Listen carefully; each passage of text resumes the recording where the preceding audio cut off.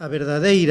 verdadeiro internacionalismo neste momento pasa por unha estrategia de defensa clara da soberanía dos povos, da soberanía nacional, e este é precisamente o que une a nosa loita, a nosa estrategia, a estrategia do BNG, coa estrategia de Bildu e coa estrategia de outras organizacións que por Europa adiante hoxe teñen claro que a prioridade ten que ser a conquista da soberanía, do dereito a decidir, para poder ter unha capacidade de control mínima sobre os asuntos importantes que afectan a vida da ciudadanía, a vida de cada unha das nosas sociedades. Por lo tanto, moitas gracias a Joseba por estar aquí hoxe connosco. Entrando na materia do Tratado de Libre Comercio, despois das intervencións tan clarificadoras de Marisol, o propio vídeo da CIGA, que quero aproveitar para felicitalos por esa capacidade de comunicación e de pedagogía tan sintética e tan magistralmente feita e elaborada, que creo que cumple un papel moi importante na divulgación dos problemas e as amenazas deste tratado, e, por suposto, a intervención tamén moi clarificadora de Xosé Manuel e a de Joseba. O certo é que a min agora, nesta última intervención, deixanme pouco espacio para decir algo que poida ser novidoso, porque tamén é certo, como moi ben insistiron eles e insistía agora Joseba, unha das cuestións importantes é que temos unha información parcial, porque é unha negociación que, se por algo se caracteriza, é precisamente por ser unha información secreta, e o que se vai filtrando ás veces non sabemos se son documentos de verdade, se son documentos interesados, non sabemos se son documentos atrasados, co cual a información é obviamente unha información parcial. Pero o que sí é certo é que con todo o que leva trascendido e con algunha información que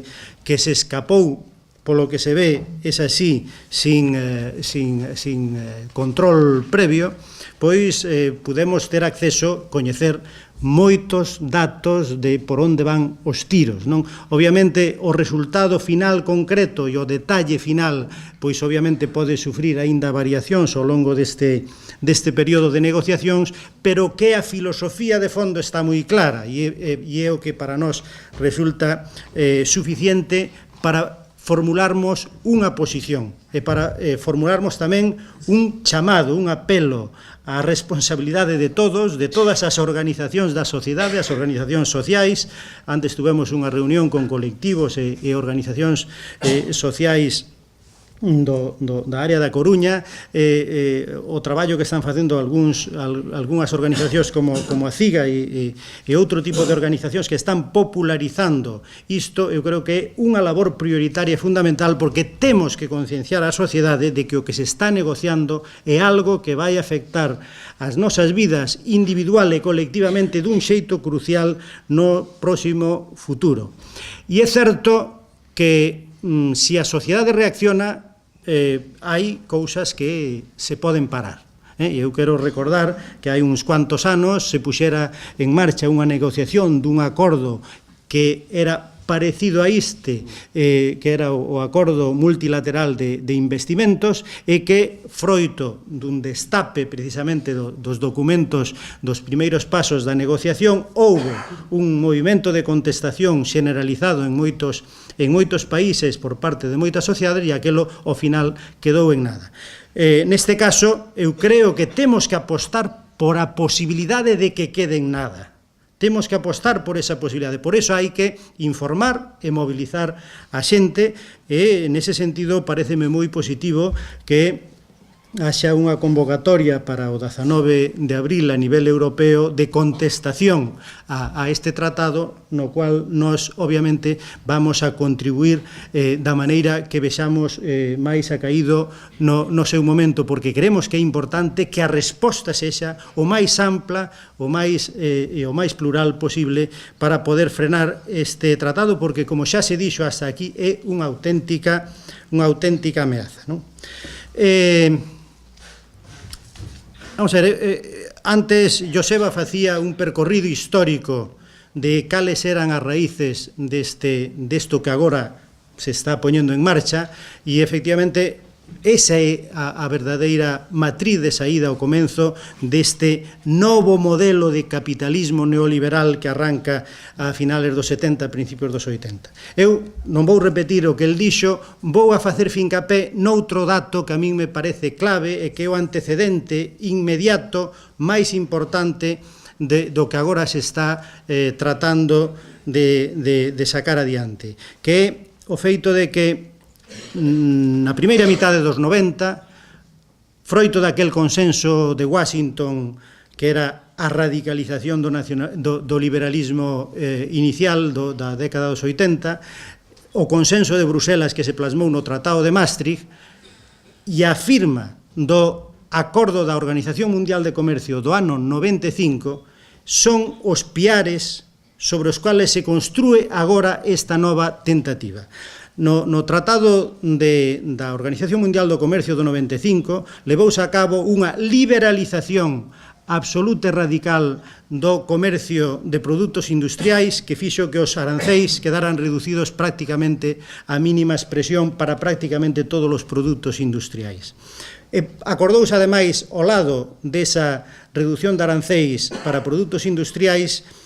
tamén o comenzo da liberalización do comercio de produtos agrícolas. E desde aquela ven todo o que vimos experimentando e que se foi vehiculizando en Europa a través da PAC de liberalización do sector, de reducción das axudas públicas e, polo tanto, de desprotección do sector, que é o que está levando á ruína precisamente do sector agrario noso, non? E ao mesmo tempo e en paralelo aprobouse tamén naquel ano 95 outro gran acordo, que é o Acordo Xeral de Servizos, que é o que significaba que non fora tampouco naquel momento publicitado, prácticamente firmárase sen que ninguén se dera conta de que se estaba firmando un acordo dunha importancia e un alcance terrible, firmárase aquel Acordo Xeral de Servizos que comprometía un proceso de liberalización progresiva dos servizos, incluídos os servizos públicos. E froito daquel acordo do 95, foi o que logo en Europa se empezou a plasmar na directiva Bolkestein e todo o que agora estamos vendo como consecuencia da directiva Bolkestein, que é ese proceso efectivamente de liberalización dos servizos e da apertura dos servizos públicos ao mercado e á competencia, non? E agora estamos no novo round, é outra volta de torca. A volta de torca intentaron dala coa ronda Doha, que a rolda Doha de negociación da Organización Mundial de Comercio. Empezou na primeira mitade dos anos 2000, pero cando levaban algo negociado, veu a crise, e a crise, claro, provocou un cataclismo de tal calibre que dificultou o avance da negociación de Doha. Os intereses dos países emerxentes, de China, de Brasil, de Sudáfrica, de Rusia, etc., eran difíciles de encaixar por parte de Estados Unidos e Europa, e eso se estancou. Como a rolda Doha de negociación da liberalización do comercio a nivel global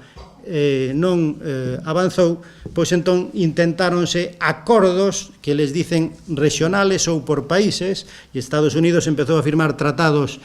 con diferentes países en Latinoamérica, en África, e ábrese, chegado este momento no 2012, pois a negociación deste acordo coa Unión Europea, non? E aí está a cuestión. Estáse negociando moitas cousas nese tratado, como xa se dixo, non vou eu reiterar os diferentes ítems que se están negociando aí, que afectan a cuestións moi importantes, dereitos laborales, ambientales, sociais, propiedade intelectual, etc., etc., pero estáse ao mesmo tempo tamén negociando outro tratado, que é o Tratado Internacional de Servizos, no cual van os servizos financeiros. É dicir, que ao mesmo tempo que se está negociando este tratado, o TTIP, estáse negociando outro tratado que é o que vai a ser especificamente destinado á liberalización e á creación de condicións tamén de barra libre, como decimos, para o sector financiero, e que se está negociando en paralelo, non? Por lo tanto, é unha axenda completa. é unha axenda completa de negociacións que ten como finalidade a desregulación absoluta e a construción dun modelo económico e social que vai na dirección do que empezou nos anos 80, pero radicalizando-o cada vez máis. Eu creo que a idea de que estamos vivindo un período histórico de hiperglobalización, pero que neste momento se está, por parte das élites que o dirixen, intentando radicalizarlo aínda máis, eu creo que é unha idea clave, é unha idea moi importante darnos conta que estamos nun proceso que vai nesa dirección de radicalización no que é a liberalización e a desmontaxe do tipo de sociedade e mesmo de capitalismo que coñecíamos, non? Entón, que é o TTIP? É importante, dixo xa antes, quedou moi claro, pero eu quero insistir sobre unha cuestión. A primeira cuestión é, para que quede claro, é que non é só un tratado de libre comercio. Non é só un tratado de libre comercio, iso non é o máis importante, porque, como moi ben se decía, o libre comercio xa existe na práctica. Prácticamente non hai arancéis para a maior parte dos produtos, para algúns hai arancéis marxinais, pero libre comercio prácticamente xa existe. Por lo tanto, ainda que se chame Tratado de Libre Comercio, e aí empeza, digamos, o uso das palabras, ainda que se chame Tratado de Libre Comercio, realmente xa non é un tratado de libre comercio, a finalidade é outra. Non é tampouco, ou non é só un tratado de libre circulación de capitais, polo mesmo, porque, como sabemos, a circulación de capitais, obviamente dentro de Europa, pero entre Europa e Estados Unidos é absolutamente libre. Hai regulacións algo diferentes, pero a liberdade de circulación é tan grande que poden pasar ao largo do día millóns de veces as mesmas cifras dun lado ou outro do Atlántico a través dos computadores, non? Por lo tanto, tampouco non é un tratado de libre circulación de capitais. Entón, o importante é que un tratado que muda outras moitas cousas. E esas outras moitas cousas, señalabas antes Xosé Manuel, señalabas antes tamén Joseba, son, eu destacaría 5, así de forma moi clara. A primeira é que muda as regulacións internas dos Estados en moitas materias, diría que en casi todas as materias importantes, nos dereitos laborais, na regulación ambiental, nos dereitos sociais, nos dereitos fundamentais, nos dereitos como podan ser o da saúde, a educación, etc., os dereitos da propiedade intelectual con todo o que iso representa na sociedade de hoxe, etc. Por lo tanto, muda as regulacións internas dos Estados. En segundo lugar, limita a capacidade de regulación, limita a capacidade de decisión e de regulación dos Estados asinantes, limita as accións dos executivos e dos legislativos e, polo tanto, limita a soberanía nacional e o exercicio da soberanía popular e, polo tanto, a democracia, non? En terceiro lugar, polo que trascendeu a vontade de poñer como suxeitos de dereito ao mesmo nivel, e xa se dixo, poñer como suxeitos de dereito ao mesmo nivel as empresas e os propios estados, para que poidan e teñan que, en todo caso, dirimir os seus conflictos nunhas instancias nas cuales estén en igualdade de condicións, mellor dito, en condicións de superioridade na práctica as empresas sobre os estados, non? E, en cuarto lugar, muda, por isto que acabo de decir, muda e limita mesmo o propio poder xudicial, non? Porque na medida en que despraza a xustiza, ou polo menos unha parte da xustiza que emana, digamos, da soberanía dos estados, desplázao a unhas cortes, a unhas instancias que son instancias paraestatales internacionales de dereito privado e conformadas, como moi ben decía antes Xosé Manuel, pois non polas vías habituales de conformación dos tribunais de xustiza dos estados, senón que pola vía, digamos, da conformación de órganos de carácter privado e de arbitraxe entre entidades que se consideran como se foran entidades privadas, non? Por lo tanto, créase uns órganos de arbitraxe e de xusticia internacionais de naturaleza nova, diferente, esencialmente basada no dereito corporativo. E, por último, crea, como consecuencia diso, un sistema de goberno parapúblico que cae cada vez máis fora do control democrático. Hoxe levamos moito tempo denunciando o carácter non democrático do Banco Central Europeo, do Fondo Monetario Internacional, do Banco Mundial, de todas estas institucións que toman as grandes decisións ao final que condicionan a política económica de moitos países. Bueno, pois isto é ir un paso máis alá, creando novas institucións de goberno parapúblico, e que é o que dará cada vez máis sentido a falar diso que se veu acuñando por parte da neolingua, a gobernanza frente ao goberno das cousas. Entón, a conclusión é que é un tratado que crea un gran mercado euroamericano, cunha nova arquitectura institucional de naturaleza fundamentalmente privada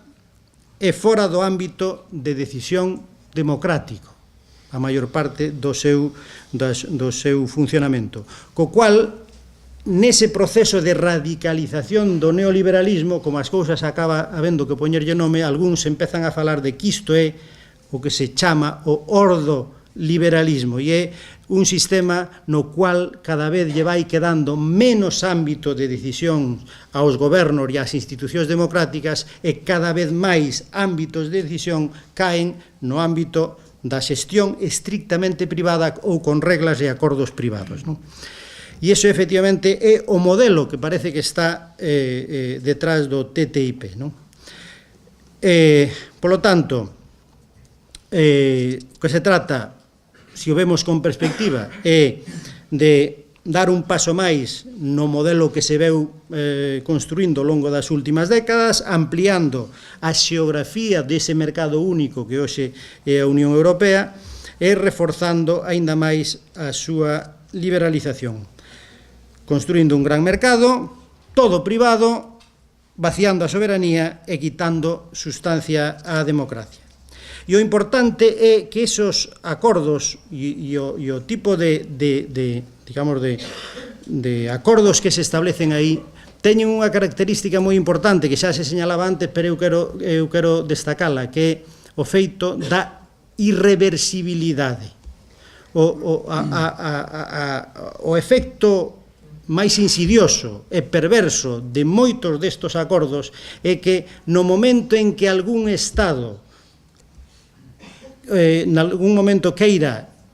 voltarse atrás e mudar as reglas de xogo, vai estar pillado, vai estar atado, vai estar con uns compromisos que van a ter, digamos, a súa alteración terá consecuencias onerosas para a sociedade e para o país, que no fondo tratan de blindar os pasos dados, non? E de facelos irreversibles. Ese é un dos grandes problemas desta cuestión. Estamos vindo unha liberalización generalizada hoxe en toda Europa e dentro do Estado español e de Galicia, pero con un acordo como este por enriba, esos pasos de liberalización e de privatizacións o que fan é que quedan, por decirlo así, aínda moito máis blindados dos que xa están na legislación vixente destos Estados. Isto é unhas consideracións con respecto ao que é o tratado. A cuestión é o porqué. Por que entón este tratado? 4 ideas moi breves sobre esta cuestión. O discurso oficial xa sabemos cal é. O discurso oficial dice: é necesario este tratado porque favorece o crecimento económico, reducindo as barreiras ao comercio e ao investimento.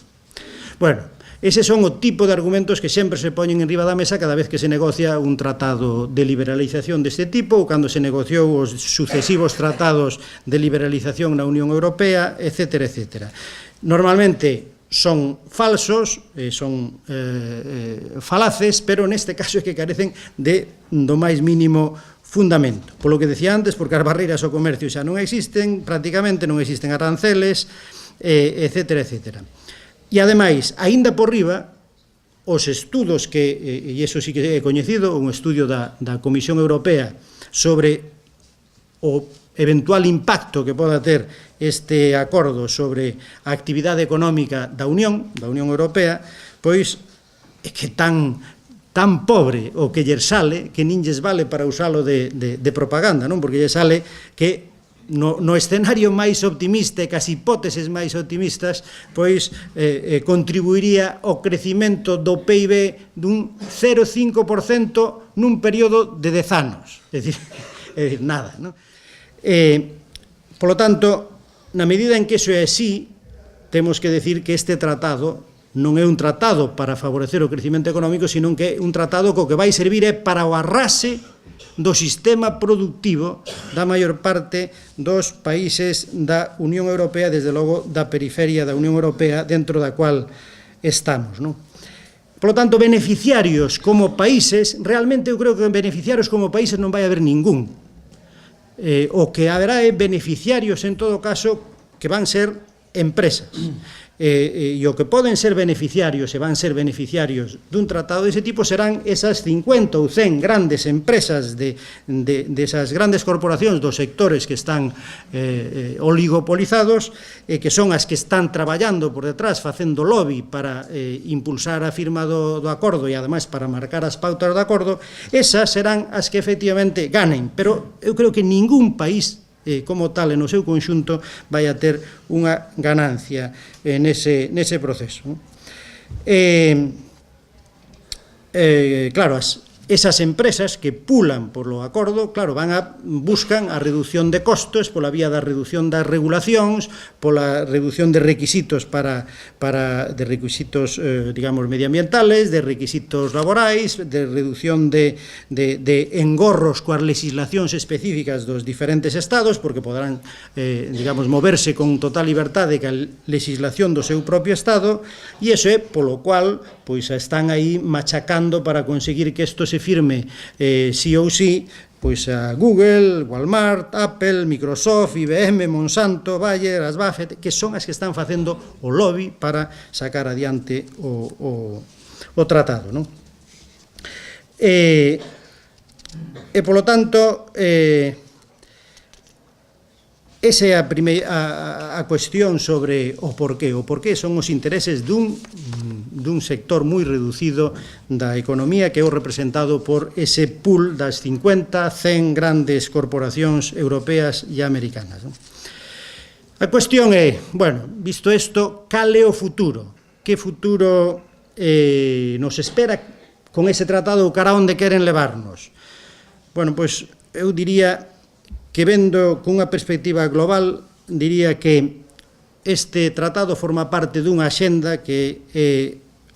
forma parte dese ciclo histórico da hiperglobalización, da radicalización neoliberal e da hiperglobalización, e a guerra de fondo na que estamos situados hoxe as sociedades no mundo, é a guerra que enfrenta aos impulsores desa globalización e os povos e as maiorías dos povos, e, polo tanto, é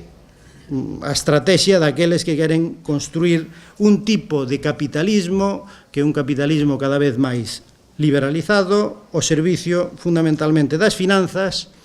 e ao servizo do capital rentista, que é o que está detrás desas grandes corporacións, e que buscan, no fondo, pois un control dos grandes mercados mundiais, e Europa e América obviamente o son, controlando as finanzas, a información e obviamente poñendo de lado, como están reforzando tamén o brazo militar. En segundo lugar, este tratado forma parte dunha estrategia xeopolítica determinada. Tamén é así. Está claro que este tratado é unha alianza euroatlántica que busca consolidar a hexemonía monetaria, financiera e militar fundamentalmente de Estados Unidos, que son a verdadeira potencia hexemónica, e o sistema dólar Wall Street coa OTAN de man, frente a China e frente a Rusia e frente a ese novo grupo de países emerxentes que son os BRIC, e que eles, pola súa parte, intentan construir unha arquitectura institucional paralela para librarse, digamos, da hexemonía americana. Están tratando de construir un banco de financiamento propio, están tratando de chegar a acordos comerciais entre sí para, de algún xeito, romper a dependencia desa hexemonía americana. Bueno, pois Europa decidiu aliarse incondicionalmente co seu socio de sempre, co seu amo de sempre, e este tratado ata a Europa de forma definitiva a Estados Unidos. E iso é algo que temos que ser tamén perfectamente conscientes diso. Entón, que Europa se construe con eso? Que Europa queren construir os que pilotan a negociación deste tratado? Ou, podíamoslo decir de outra maneira, que proxecto de Europa é o que queda unha vez que este tratado se negocia e se firme, que esperemos que non se chegue a firmar? Bueno, pois quedaría unha Europa na cual definitivamente queda arrombado calquer expectativa de unha Europa social e política democrática, que algún día formularan algúns bens intencionados da socialdemocracia europea. Iso obviamente queda definitivamente aparcado, xa está aparcado desde hai tempo, pero sería, digamos, o peche definitivo a calquer posibilidade dunha Europa mínimamente social e políticamente democrática, non? Por outro lado, queda unha Europa, como decía, supeditada fundamentalmente aos intereses americanos porque son os verdadeiramente hexemónicos, renunciando mesmo, pensando como Europa no seu conxunto, renunciando mesmo a ter relacións moito máis fluidas, estables e, digamos, mutuamente beneficiosas con países do seu entorno, como podía ser Rusia ou como podía ser mesmo con China, que isto, de algún xeito, que leva a un aillamento e a un encastelamento de Europa ao lado de Estados Unidos frente a Rusia e frente a China. Nesa guerra, Estados Unidos gana, pero Europa perde. Europa tiña, se se pensara como continente ou como Unión Europea, sin dúbida tiña moito máis interés en ter unha alianza estratégica neste momento, seguramente, con un gran país con grandes recursos naturais e enerxéticos como é Rusia, que unha alianza supeditada ao capital financiero americano, non? Bueno, pois pensando como conxunto europeo, está claro que a élite europea con este tratado aposta por poñerse os grilletes atada a Estados Unidos de forma definitiva. E en cuarto lugar, isto significa, polo que decía antes, un golpe brutal á democracia. Non temos unha democracia, obviamente, exemplar, desde hai moito tempo. A capacidade de decisión das institucións democráticas veuse erosionando moito nos últimos lustros, pero o que si é certo é que este paso, si se confirma e se dá, pois, desde logo, reduce a capacidade de decisión das institucións democráticas a mínima expresión, e quedaránnos pois os parlamentos para eses xogos de circo, para esos torneos, para entreter a ciudadanía, pero non para decidir as cousas importantes, como está ocurrindo cando se está negociando este tratado, porque estamos vendo, efectivamente, nos parlamentos onde está representada a vontade popular, non se fala do importante que é un tratado como este, onde se xoga o futuro dos países e da ciudadanía. Nos parlamentos se fala ou se entretén o público con outro tipo de debates que ao final quedan en prácticamente nada. Bueno, pois, iso que agora se visibiliza moi ben neste proceso de negociación do tratado, onde os povos, a ciudadanía, non conta, non é tida en conta, non só non é tida en conta, é que non é nin informada, porque isto que estamos facéndonos aquí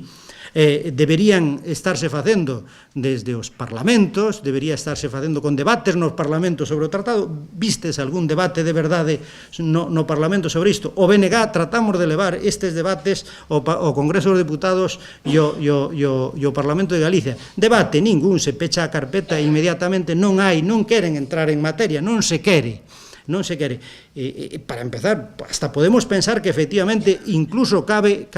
pensar que o goberno español prácticamente non ten información de verdade de moitas das cousas que se están negociando aí. E xa é o colmo, é posible que efectivamente nin tan siquiera eles teñan boa información do que as comisións que funcionan por arriba están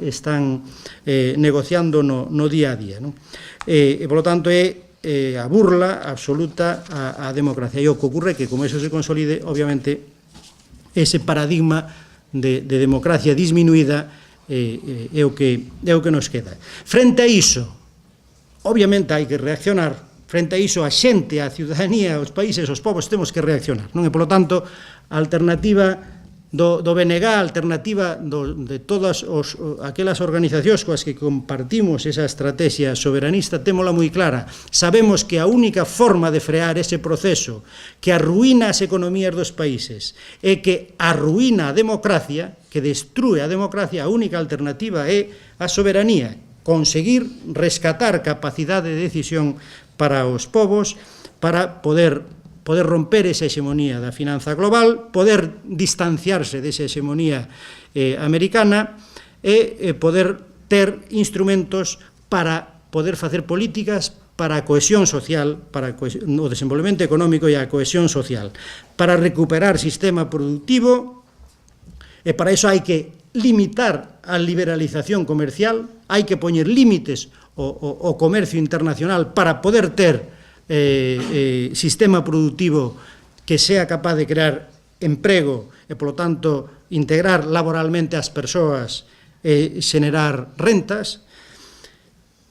É necesario esa xeración de rentas e salarios para poder ter servicios públicos de calidade, porque, amigos e amigas, non é posible ter servizos públicos de calidade se non hai diñeiro para financialos. E para que se podan financiar ten que haber produción e ten que haber emprego, porque é daí de onde salen os impostos que permiten financiar os servizos públicos. Por lo tanto, a estrategia para a defensa dos servizos públicos e da calidade dos mesmos e de políticas sociais pasa por defender e ter un servizo público que xenere esa renta. E ese é o obxectivo fundamental hoxe dunha política